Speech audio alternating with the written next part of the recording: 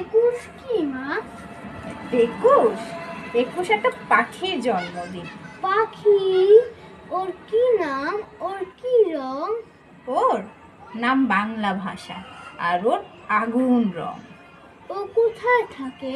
ও তোমার, আমার, আমাদের বুকের মধ্যে থাকে। ও আমার বুকেও আছে? আছে তো। ইস, ওর কষ্ট হয় না? সারাদিন খালি বুকের ভিতর বুকের ভিতর, ওর উঠতে ইচ্ছা হয় না?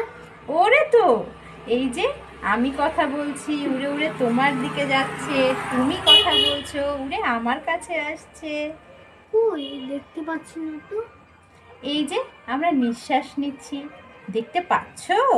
না, পাচ্ছি না তো। ও কি নিঃশ্বাসের মতো মা? একদম ঠিক বুঝেছো। আচ্ছা, ও আমাদের বুকের ভিতর কোথায় থাকে? আমার বুকে কান পাতো, কিছু শুনতে পাচ্ছো? পাচ্ছি তো। Tick tick tick. এই শব্দটাই ওই পাখিটার বাসা।